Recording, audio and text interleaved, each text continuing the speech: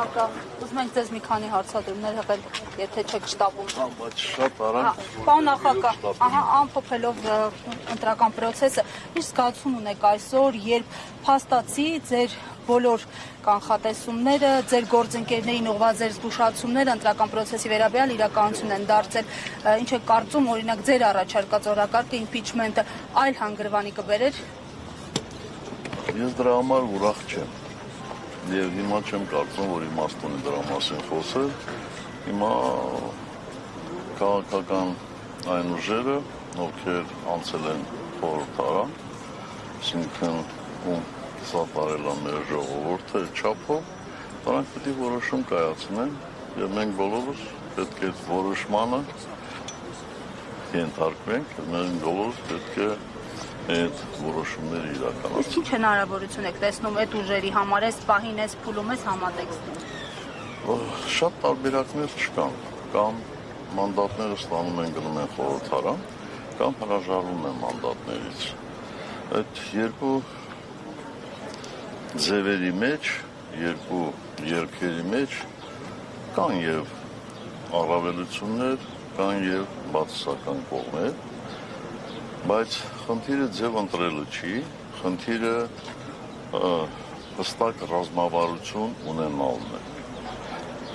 Երկու ձևով էլ կարելի է հասնել հաջողության։ Մի հստակեցում էլ կներեք, իհարկե փողոցի օրակարգը այսօր իրատեսական է։ Փողոցը միշտ էլ օգտակար է։ Կարող է իրավիճակ փոխել այս փուլում։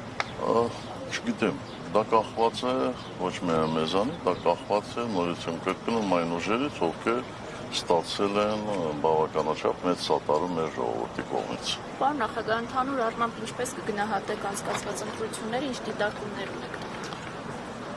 Կարծում եմ, որ մեկի համար գաղտնիք չի, որ եւ նախընտրական փուլում եւ քվեարկության օրը տեղի ունեցել մասսայական խախտումներ եւ կարծում եմ, որ եթե մենք օրինակ 17 թվականին անցկացնեինք այսպիսի ընտրություններ, ապա եվրոպական դիտորդները անպայման ֆիքսեին հետևյալ նախադասությունը, որ եւ նախընտրական փուլում եւ քվեարկության օրը ընտրություններն անցել են համատարած խախտումներով։ Բայց ես չեմ ակնկալում, որ հիմա այդ դիտորդները այսպիսի արձանագրում կանեն, հասկանալի պատճառներով չէ, որովհետեւ այդ նախընտրական փուլում իրենց քաղաքական ղեկավարները ամբողջական սատարում են հայտնել այսօրվա իշխանություններին եւ կարծում եմ դա այդ մարդկանց կաշկան է։ Կամ դեպքում արձանագրումներ արվել են, նշվել են նաև վարչական ռեսուրսի օգտագործման դեպքերի։ Մի բան է, երբ որ ասինքն թեթև տես նշում են, այդ էլ չէի կարող ընդհանրապես չնշել, որովհետև դե շատ ակնհայտ էր էլի։ Իմ ասած ձևակերպումը դա այն ձևակերպումն է, որ ընդհանրապես դիտորդները տալիս են վատ ընտրությունների։ Իսկ վերահաշվարկ առհասարակ ինչ-որ իրավիճակ կարող է փոխել։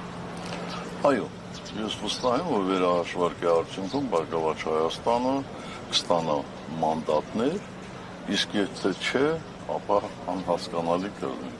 Պարոն նախագահ, Հանրապետական կուսակցությունը պատրաստ է փողոցային պայքարի։ Հանրապետական կուսակցությունը, նորից եմ ասում, պատրաստ է մշտապես սատարել այն քաղաքական ուժերին, ովքեր ստացել են մեր ժողովրդի քվեն բավականաչափ մեծ չափերով։ Պարոն նախագահ, Նիկոլ Փաշինյանը դեմ էր ձեր երրորդ անգամ ընտրվելուն եւ այսօր արդեն երրորդ անգամ տեսանք, որ նա ընտրվեց։ Այս մասով ձեր գնահատականը։ Նախ ես երրորդ անգամ չեմ ընտրվել։ Երրորդ ժամկետ չեմ ընտրվել, որովհետեւ ես երկու ժամկետ եղել եմ հանրապետության նախագահ, երրորդ ժամկետը դա նախագահի ժամկետ չէ,